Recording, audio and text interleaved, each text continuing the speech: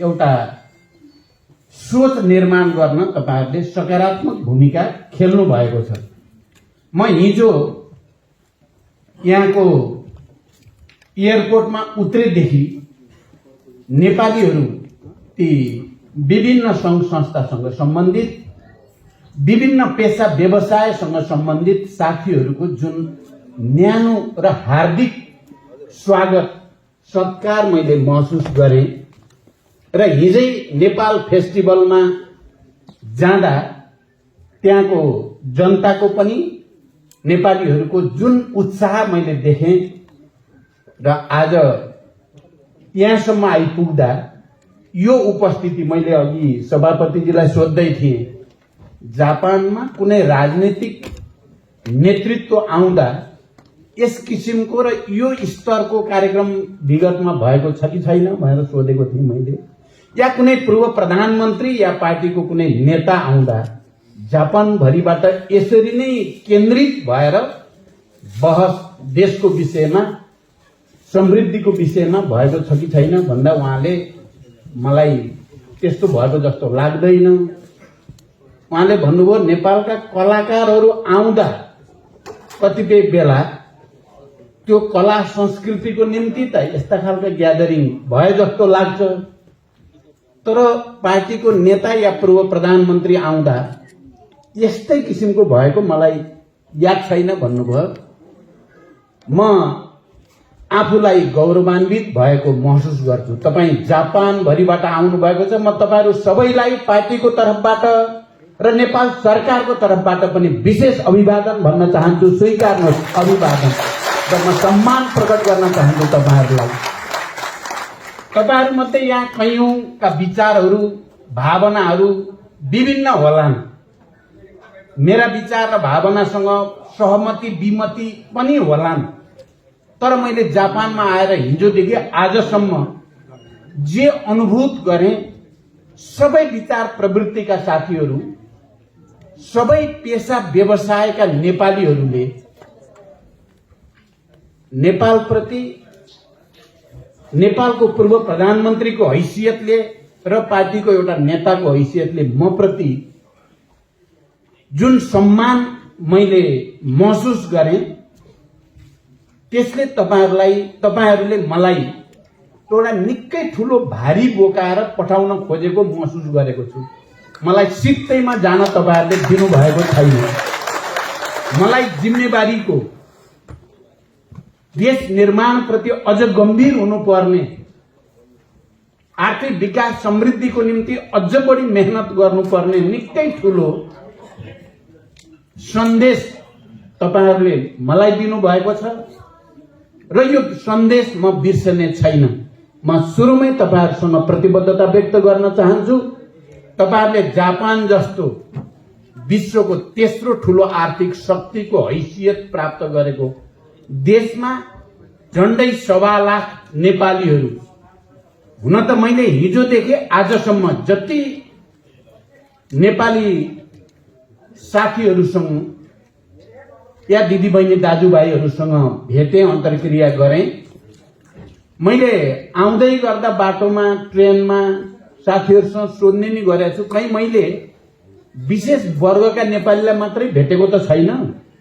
सबै राम्रै चाहिँ सम्मानको साथ पेशा व्यवसाय गरेको जस्तो, आर्थिक रूपले पनि सम्पन्न, राजनैतिक रूपले पनि सचेत, बौद्धिक रूपले पनि बौद्धिक स्तर पनि उच्च भएकै मात्रै देख्छु मैले त। कि मलाई त्यस्ता मानिसहरूसँग मात्रै भेटाइएको हो कि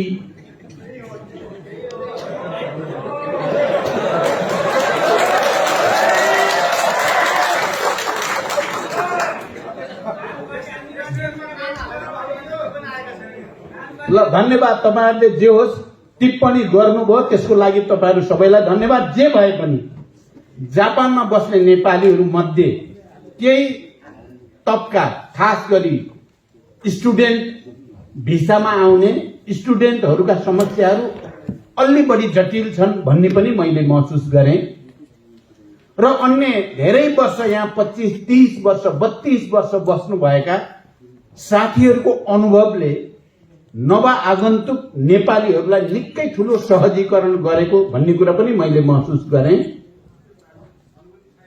र तपाईहरुले एउटा कुरा चाहिँ म के भन्न चाहन्छु र यहाँ पनि त्यो प्रसंग कुनै न कुनै रूपमा आयो।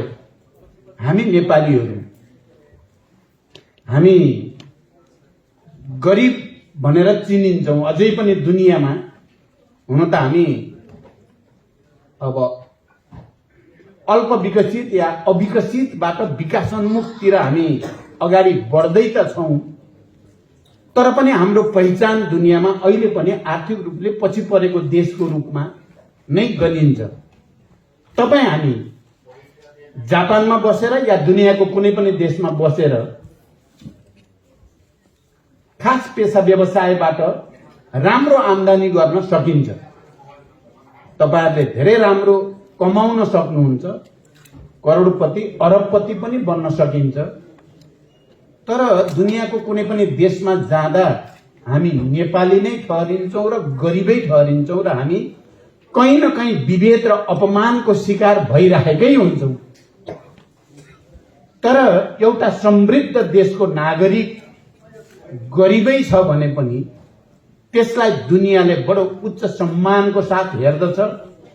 एयरपोर्टमा जाँदा या स्टेशनहरुमा जाँदा या कुनै त्यस्तो खालको कार्यक्रमहरुमा जाँदा धनी देशको नागरिकलाई गरिने व्यवहार र गरिब देशको नागरिकलाई गरिने व्यवहारमा अन्तर हामी सबैले महसुस गरेका छौं। मैले केही वर्ष अगाडि दुबईमा यो स्तरको त होइन, तर त्यहाँका पेशा व्यवसायमा रहेका सफल व्यवसायीहरुबाट अन्तर्क्रिया कार्यक्रममा बोलेको थिए र त्यहाँ यही प्रसंग उठेको थियो। हामी जतिसुकै सफल भए पनि नेपाल भन्ने देश गरिबै रह्यो भने हामीले जीवनको सार्थकता र सम्मानपूर्ण जीवनको जो परिकल्पना हामी गर्छौं त्यो प्राप्त गर्न सक्दैनौं। त्यसकारण त हामी सबैको चिन्ता नेपाललाई कसरी समृद्ध बनाउने होला र सम्पूर्ण नेपालीहरूको इज्जत प्रतिष्ठा र स्वाभिमानलाई आत्मसम्मानलाई कसरी अभिवृद्धि गर्ने होला भन्ने चिन्ता हामी सबै नेपालीहरूमा छ। र मैले जापानमा तपाईहरुसँग भइरहेका अन्तर्क्रिया कार्यक्रमहरुमा पनि विभिन्न भेटघाटहरुमा पनि त्यही भावना मैले महसुस गरेर आज विभिन्न संघ संस्थाको प्रतिनिधित्व गर्दै जे जति कुराहरू यहाँ व्यक्त भए ती सबै कुराहरू पनि कसरी नेपाललाई समृद्ध गर्ने भन्नेमा नै केन्द्रित भए। मैले धेरै लामो व्याख्या पनि अहिले गर्न सायद सम्भव पनि छैन। म दुई चारवटा कुरा अलि केन्द्रित रूपमा भन्न चाहन्छु। सबभन्दा पहिला महामहिम राजदूतले हाम्रो राजदूतावासको समस्याको बारेमा र यहाँ वक्ताले पनि सभापतिजीले पनि दूतावासको अवस्थाको बारेमा र तपाईहरुले पनि आफ्नो अभिव्यक्तिबाट र जोरदार तालीद्वारा दूतावासलाई हिजो 8-10 हजार मात्रै नेपाली हुँदाखेरिको अवस्थाबाट अहिले 1.25 लाख नेपाली भइसक्दा त्यो अवस्थाबाट यो अवस्थामा ल्याउन मैले भूमिका खेलोस् भनेर तपाईहरुले पनि भन्नुभयो र राजदूत महोदयले पनि भन्नुभयो। म चाहिँ यहाँबाट गएर म धेरै ठूलो कुरा त अहिले गर्न सक्दिन, तर यो कुरामा मैले प्रधानमन्त्रीजीसँग, अर्थमन्त्रीजीसँग, परराष्ट्र मन्त्रीसँग कुरा गरेर जापानको लागि नयाँ परिस्थिति बनाउने कमिटमेन्ट चाहिँ म तपाईहरुसँग गर्न चाहन्छु। किनभने मैले यहाँ आएर र तपाईहरुको कुरा सुनेर दूतावासको स्थिति हेरेर गहिरो गरी मैले महसुस गरेको छु कि यो नेपालको लागि हामी सबैको लागि दुर्भाग्यपूर्ण कुरा हो। यति ठूलो जनशक्ति र यति ठूलो हाम्रो पुँजी यहाँ छ, त्यसलाई परिचालन गर्नको निम्ति आवश्यक पूर्वाधार जो राज्यले बनाउनु पर्ने कुरामा बडो चाहिँ विडम्बना भन्नुपर्छ। त्यसकारण मैले यो कुरा पहिले नै भन्न चाहन्छु। दोस्रो कुरा, आर्थिक विकास र समृद्धिको निम्ति पहिलो कुरा भनेको राजनैतिक स्थायित्व र राजनैतिक नेतृत्व नै हुँदो रहेछ। साथीहरू, राजनीतिक स्थायित्व र राजनीतिक नेतृत्वको दृढ इच्छा शक्ति भएन भने आर्थिक विकास र समृद्धिको यात्रालाई गति दिन सकिँदैन। यद्यपि आर्थिक विकास र समृद्धिको यात्राले पनि राजनीतिक स्थायित्व कायम गर्न मद्दत त गर्छ। दुईटैको डायलेक्टिकल भन्छौं हामी, अन्तर सम्बन्ध पक्कै पनि हुन्छ। तर विश्व इतिहासले, मानव जातिको इतिहासको अनुभवले र विकसित देशका तमाम उतार चढाव र अनुभवले के देखाएको छ भने अल्टिमेटली पोलिटिक्स नै कमान्डमा हुन्छ। पोलिटिक्स ठिक ठाउँमा भयो भने विकास र समृद्धिको यात्रा ठिक ढंगले अगाडि बढ्छ। पोलिटिक्स कमान्डमा भएन, पोलिटिक्सले ठिक ढंगले नेतृत्व गर्न सकेन भने अस्थिरता र अराजकताको स्थिति हुन्छ र त्यसले आर्थिक समृद्धिको निम्ति बाधक भएरै देखा पर्छ। यो विश्व इतिहासकै एउटा निचोड जस्तो हो। हाम्रो देशमा सबभन्दा पहिला त हामीले ठिक गर्नुपर्ने कुरा भनेको राजनीतिलाई नै छ। राजनीतिक स्थायित्व, स्थिरता र राजनीतिक इच्छा शक्ति, देश बनाइ छाड्ने नेतृत्वको इच्छा शक्ति त्यो रूपमा प्रस्तुत नभइकन हामीले अपेक्षित विकासलाई गति दिन सकिँदैन। पहिलो कुरा, म यहाँहरू सबैको ध्यान पनि देशमा कसरी राजनीतिक स्थायित्व निर्माण गर्ने होला र हामी सबैको सामूहिक विवेकको प्रयोग गरेर एउटा यस्तो वातावरण जसले राजनीतिक स्थायित्वतिर देशलाई लैजान मद्दत गर्छ, हामी त्यो वातावरण बनाउन हामी सबैको विवेकलाई प्रयोग गरौं। म तपाईहरुसँग यो अपील पनि गर्न चाहन्छु। दोस्रो कुरा, यहाँ तपाईहरुले पनि राख्नुभयो, विकास र समृद्धिका आर्थिक क्रान्तिको निम्ति अर्को आवश्यकता भनेको सुशासन नै हो।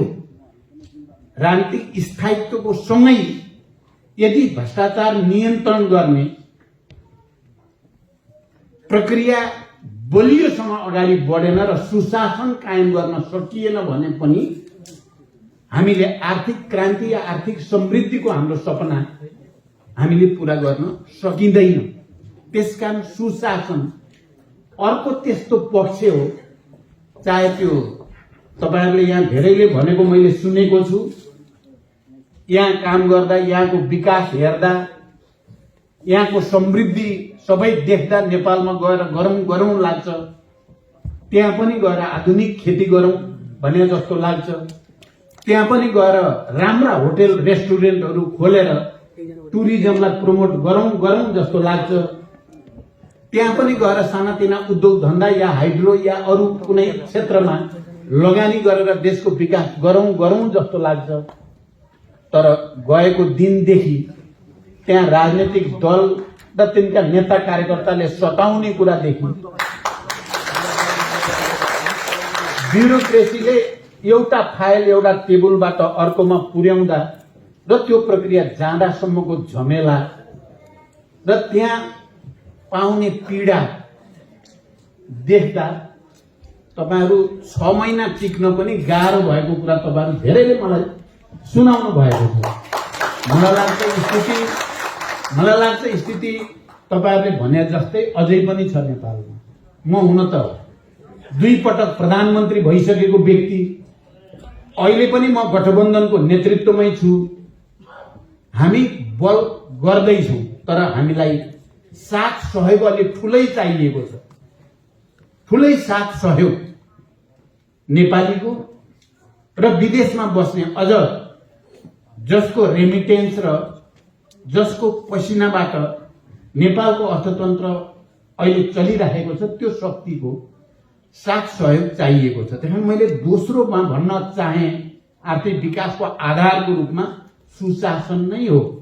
मैले अहिले तपाईहरुको अगाडि उभिएर यो कुरा भन्दै गर्दा मैले किन भन्ने साहस गरे या दुस्साहस गरे,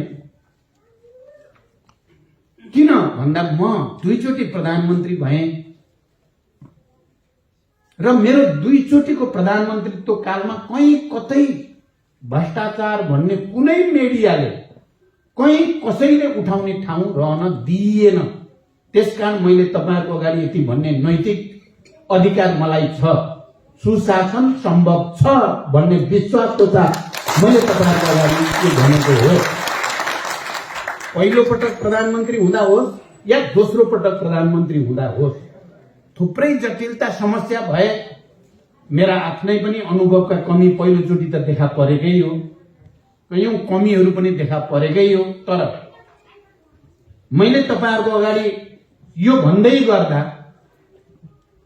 विकासको पूर्वाधारको दृष्टिकोणले मध्य पहाडी लोकमार्गदेखि हिमालमा पनि पूर्व पश्चिम मार्गदेखि अनि उत्तर दक्षिण कोरिडोर बनाएर कर्णाली सुदूरपश्चिम हिमाल पहाड तराईलाई जोड्ने कनेक्टिभिटी महत्त्वपूर्ण छ भन्ने योजना मैले प्रस्तुत गरेको हो र त्यो सँगै नेपालमा विकासको निम्ति हाम्रो पोटेन्सियल भनेको देशको हामीसँग भएको साधन स्रोत मध्ये इलेक्ट्रिफिकेसन, विद्युतीकरण, हाम्रो पानीको सदुपयोग, जलविद्युत, किनकि एउटा ठूलो राजनीतिक परिवर्तन पछि विकासलाई गति दिने भनेको आफूसँग भएको पोटेन्सियल, प्रकृतिले दिएको कुरालाई सही सदुपयोग गर्ने कुरा हो। मैले अहिले तपाईहरुको अगाडि यो कुरा भन्ने आँट पनि किन गरिराखेको छु भने 10 वर्षमा 10,000 मेगावाटको सपना देख्दै गर्दा र दोस्रो पटक प्रधानमन्त्रीको हैसियतमा लोड शेडिङ अन्त्य गरेर नेपाललाई उज्यालो बनाउने प्रक्रियाको नेतृत्व गरेको नाताले पनि म तपाईहरुको अगाडि यसो भन्ने आँट मलाई आइराखेकै हो। र अहिले त्यही इलेक्ट्रिफिकेसन मार्फत हामी अब विद्युत व्यापार गर्ने, विद्युत बिक्री गरेर करोडौं र अरबौं त अहिले नै कमाउन थालियो। केही महिनादेखि तपाईहरुलाई थाहा छ, केही दिन अगाडि म भारत भ्रमणमा थिएँ र त्यहाँ नेपालको विद्युत अब केही समय भित्रै 2500 मेगावाट थपिँदैछ। पीपीए गर्ने निर्णय क्याबिनेटले गरिसकेको छ। 2500 मेगावाट अहिले भर्खरै खपत गर्न सक्ने हैसियत हाम्रो भइसकेको छैन। त्यो अवस्थामा हामीले त्यसलाई भारत, बंगलादेश र सम्भव भएसम्म चाइनामा पनि व्यापार गर्ने र त्यसबाट आर्थिक समृद्धिको एउटा क्रान्तिकारी प्रक्रिया, त्यो सुधारात्मक होइन। हामीसँग भएको त्यो पोटेन्सियललाई ठीक ढंगले सदुपयोग गर्दा गुणात्मक ढंगले नेपालको विकास सम्भव छ। तीनटा अनुभव, 10 वर्षमा 10,000 मेगावाट, लोड शेडिङको अन्त्य, विद्युत उत्पादनमा गुणात्मक प्रगति र विद्युत व्यापार मार्फत नेपालको आर्थिक विकास र समृद्धिको आफ्नै गोरेटो खोल्ने जो प्रक्रियामा हामी यहाँ आइपुगेका छौं र त्यो प्रक्रियाको पनि नेतृत्व गर्ने मलाई पनि अवसर प्राप्त भएको छ। म त्यो विश्वासको साथ म भन्न चाहन्छु, इलेक्ट्रिफिकेसन तपाई हामी सबैले पनि नेपालमा विद्युत मार्फत समृद्धिलाई दोस्रो आधारको रूपमा, तेस्रो हामीले भनेका छौं टुरिज्म, पर्यटन पनि अनन्त रूपले हामी कहिल्यै नसकिने जति खर्च गरे त्यति बढ्दै जाने हाम्रो आर्थिक विकासको आधार हो टुरिज्म। हाम्रो भौगोलिक विविधता, हाम्रो सांस्कृतिक विविधता, हाम्रा जनताको चाहिँ व्यापक मेहनत गर्ने परम्परा, इतिहास, यो सबै कारणले नेपाल एउटा अनन्त टुरिज्म विकासको केन्द्र हुन सक्छ। त्यसमा हामीले त्यसमा जोड दिएका छौं। तेस्रो, तपाईहरुले यहाँ संकेत पनि गर्नुभयो, अहिले नेपाल सरकारको नीति कार्यक्रम बनाउँदै गर्दा र बजेट मार्फत हामी कतापट्टि लैजाने नेपाललाई भनेर सम्बोधन गर्दै गर्दा हाम्रो ध्यान, र तपाईहरुले भने जस्तै गठबन्धनको एउटा नेताको हैसियतले मेरो ध्यान कृषिमा, किनकि नेपालको लागि कृषिको आधुनिकीकरण, कृषिको यान्त्रिकीकरण, कृषिको व्यवसायीकरण र कृषिमा आत्मनिर्भर हुँदै कृषिमा आधारित उद्योगहरूको विकास, हामीले व्यापक रोजगारी सृष्टि गर्न सक्ने क्षेत्र यही नै हो भएर तपाईहरुले अहिलेको सरकारको नीति कार्यक्रममा हेर्नुभयो भने पनि कृषिलाई नै जोड दिएको छ र अब लगानी कृषि क्षेत्रतिर अलिक बढी गुणात्मक ढंगले बढाउनु पर्छ भन्ने कुरादेखि तपाईहरुले अहिले यहाँको अनुभवबाट सायद भन्नुभयो किसानहरूलाई सब्सिडी दिने कुरा या उनीहरूलाई प्रोत्साहन दिने कुरा। यहाँ मैले अघि आउँदै गर्दा सुने खेतीपाती गर्नेहरूका निम्ति सरकारले यति धेरै लगानी गरेको छ जापानमा, हामीले त्यसको केही अंश मात्रै नेपाल सरकारले कृषि क्षेत्रको विकासको निम्ति गर्ने हो भने त्यो ठूलो कुरा हुन सक्छ, साँच्चै हो। त्यसकारण अहिले कृषिमा गुणात्मक ढंगले लगानी वृद्धि गरिएको छ र तपाईहरुले शब्द सुन्नुभयो होला किसान पेन्सनको कुरा या किसानहरूलाई सब्सिडी दिने कुरा, किसानहरूको निम्ति विभिन्न खालका इन्सेन्टिभ्सहरू दिने कुरालाई जोड दिएको छ। एग्रिकल्चरले मात्रै नेपाललाई आत्मनिर्भर, रोजगार सृष्टि गर्ने र उद्योग व्यवसायलाई पनि हाम्रो आफ्नै साधन स्रोतमा टेकेर अगाडि बढ्ने आधार हुन सक्छ, त्यसमा जोड गरिएको छ। त्यहाँ तपाईहरुले यहाँ समृद्ध नेपालको आधार आर्थिक क्रान्तिमा प्रवासी नेपालीको सरोकार भनेर जे राख्नु भएको छ, पहिलो कुरा त म विनम्रतापूर्वक तपाईहरुलाई भन्न चाहेको देशभित्र राजनीतिक स्थिरता र स्थायित्वको एउटा वातावरण बनाउनेमा हामी लागि नै राखेका छौं।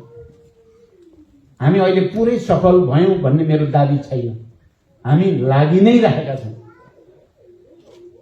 र बिस्तारै बिस्तारै हामी त्यो दिशातिर प्रगति गर्दैछौं। मैले भर्खरै सम्पन्न भएको स्थानीय तहको निर्वाचनपछि केही सार्वजनिक कार्यक्रममा भनेको छु, स्थानीय तहको निर्वाचन सफलतापूर्वक सम्पन्न भयो। मूलभूत रूपमा शान्तिपूर्ण र निष्पक्ष रूपमा नै त्यो सम्पन्न भयो। मैले यो निर्वाचन सम्पन्न हुने कुरालाई देशको राजनीतिक स्थायित्व र समृद्धिको यात्रामा निकै ठूलो महत्व राख्ने कोसे ढुङ्गा ठानेको छु। म तपाईहरुलाई पनि म विशेष रूपले अनुरोध पनि गर्न चाहन्छु, किन त भने हामीले झण्डै 7 दशक लामो युद्ध, आन्दोलन, जनआन्दोलन, विभिन्न समुदायका आन्दोलन, धेरै ठूलो बलिदान पछि संविधान सभाबाट समावेशी लोकतान्त्रिक संविधान हामीले बनाएको हो। सयौं वर्षदेखि सामन्ती राजा महाराजाहरूलाई प्रचण्ड प्रतापी भूपति भनेर श्रीमान गम्भीर भन्ने हाम्रो राष्ट्रिय गानको ठाउँमा आज हामी सबैले भन्छौं सयौं थुङ्गा फूलका हामी एउटै माला नेपाली भनेर जो राष्ट्रिय गान गाउँछौं, तपाई हेर्नुभयो भने एउटा ठूलो क्रान्ति, राजनीतिक क्रान्ति, सांस्कृतिक क्रान्ति, भावनात्मक क्रान्ति राष्ट्रिय गानबाट नै देखिन्छ। रैतिको रूपमा रहेका नेपालीहरूलाई सार्वभौम नागरिक भनेर पहिलोचोटि इतिहासमा हामी सार्वभौम नेपालीहरूले आफ्ना प्रतिनिधि मार्फत यो संविधान जारी गरेर घोषणा गरेका छौं भनेर पहिलोचोटि जनताको नामबाट घोषणा गरिएको संविधान छ हामीसँग। त्यसकारण यो राजनीतिक क्रान्तिलाई स्थायित्व र विकासको, समृद्धिको यात्रातिर बदल्ने सन्दर्भमा अहिले भएको स्थानीय तहको निर्वाचन र आउँदै गरेर प्रदेश र संघको निर्वाचन, यो परिवर्तनको निम्ति सबभन्दा बढी त्याग, तपस्या र बलिदान गर्नेहरूका निम्ति धेरै ठूलो गर्वको विषय, आत्मसन्तोषको विषय छ।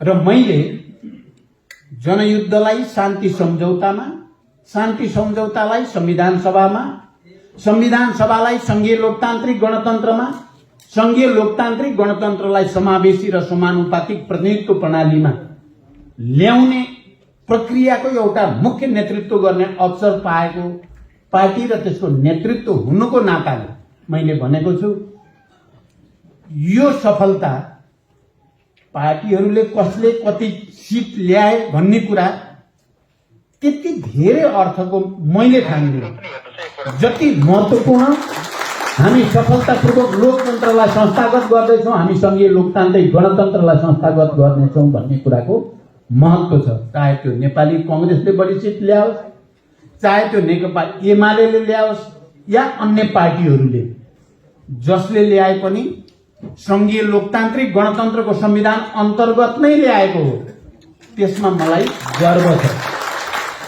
र मैले जो जसरी आए पनि कता कता म शान्ति सम्झौताको एउटा जीवित हस्ताक्षरकर्ता, गिरिजा बाबु हुनुहुन्न अहिले, त्यो हस्ताक्षरकर्ता हुनुको नाताले जसले जिते पनि मैले शान्ति सम्झौताले नै जितेको जस्तो, जसले जिते पनि माओवादी आन्दोलनले नै जितेको जस्तो मैले महसुस गर्दछु। र कुनै पनि पार्टीबाट महिलाहरू त्यो पार्टीको विभिन्न पदमा समावेशी समानुपातिक मान्यता अनुसार आउँदा, चाहे त्यहाँ दलितहरू, मधेसीहरू, आदिवासी जनजातिहरू, मुस्लिमहरू, जो कोही जुनसुकै पार्टीमा आउँदा पनि मलाई बडो गर्व हुने गरेको छ। त्यो हाम्रै रगत पसिनाको बलमा त्यो अधिकार समुदायले प्राप्त गरेको छ। तर कता कता हाम्रो समाजमा अहिले पनि संस्कृति, अलिअलि परम्परा भन्यो अलिक बढी नै नकारात्मक सोच राख्ने, नकारात्मक कुरा गर्दा अलि रमाइलो मान्ने, सकारात्मक र रचनात्मक कुरामा त्यति धेरै रुचि नहुने एउटा प्रवृत्ति पनि कता कता हाम्रो समाजमा देखिराखेकै छ। तपाईँ जापानमा बस्ने तमाम नेपाली दिदीबहिनी दाजुभाइहरू, तपाईँ सबै राजनीतिक रूपले सचेत सङ्घ संस्थाका प्रतिनिधिहरूसँग तपाईँहरू जापानमा बस्नुहुन्छ। यहाँ बडो अनुशासन सिस्टममा चलेका छन् सबै चिजहरू। यहाँ बुलेट ट्रेन हिजोदेखि आजसम्म धेरैचोटि चढ्ने मौका मिल्यो मलाई पनि।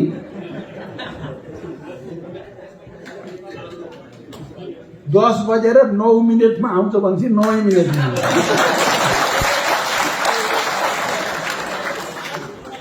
12 बजेर यति मिनटमा पुग्छ भनेपछि त्यति नै मिनटमा पुग्छ। एउटा तपाईहरुले यो अनुभव गर्नुभयो। अर्को तपाईहरुले के गर्नुभयो भने ट्रेनमा बस्दा जापानी नागरिकहरू, बुद्धिजीवी कोही बोल्दैनन्, बडो शान्तसँग बसिरहेका हुन्छन्। हामी नेपाली बोलिरहेका हुन्छौँ, फेरि अलि चर्कै बोल्छौँ फेरि हामी।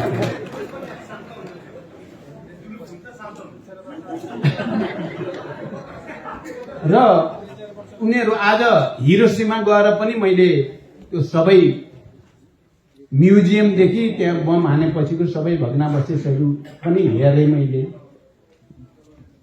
मेरो मनमा थियो त्यो कुरा पनि मैले साथीहरूलाई सोधेँ, होइन यत्रो चाहिँ दुर्घटना, यत्रो हत्या, यत्रो विध्वंस हुँदा त विध्वंस गर्नेहरूप्रति जनताको मनमा, जापानिजहरूको मनमा के होला मनोभावना भनेर मैले धेरैलाई नै सोधेँ। तर धेरैले एउटै उत्तर दिनुभयो, जापानीहरूमा कुनै विद्वेष छैन, विद्वेष छैन। त्यो बेलाको परिस्थिति त्यस्तै थियो। तर अब हामीले मेहनत गरेर विकासमा केन्द्रित हुनुपर्छ भन्ने खालको एउटा सोच छ भनेर नै मलाई बताइयो। तपाईहरुलाई थाहा होला, तपाईहरु त्यस्तो देशका त्यस्ता जनतासँगको संसर्गमा हुनुहुन्छ। तपाईँ असाध्यै नेगेटिभ सोच्ने, राम्रो गर्छु भन्दाखेरि पनि यसले राम्रो गर्दैन भन्न मन लाग्ने क्या। सम्पूर्ण रूपले देशको निम्ति मर्छु भन्दा नि सुख नपाउने, यस्तो खालको छ नि हामी कहाँ। त्यसो भएर तपाईहरुले एउटा सन्देश देशभित्र पनि दिन सक्नुहुन्छ। सकारात्मक, रचनात्मक सिस्टम, अनुशासन, विधि पद्धति मा कसरी चल्ने, यो सबै कुरालाई। त्यसकारण तपाईहरुको चाहिँ जिम्मामा धेरै कुरा छ भन्ने मैले ठान्छु। र मैले अब अहिले यो पटकलाई मैले अब करिब करिब टुङ्ग्याउन खोज्दैछु। धेरै कुरा भन्नुभन्दा अब तपाईहरुले भनेका कुरालाई मनन गरेर देशभित्र कसरी लागू गर्ने होला भन्ने मलाई चिन्ता भएको छ।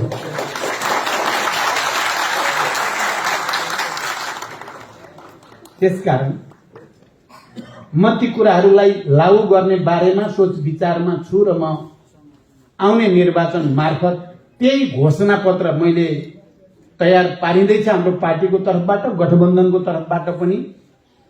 जापानमा आएर अहिले यस्तो मौकामा कि हामी निर्वाचन घोषणा पत्र तयारीको अन्तिम चरणमा तपाईहरुका कुरा सुनेको छु, मैले अझै सुन्छु र तपाईहरुका कुराहरू अब नेपालको नीति कार्यक्रमका घन्किन्छन् भनेर म तपाईहरुलाई विश्वास दिलाउन चाहन्छु।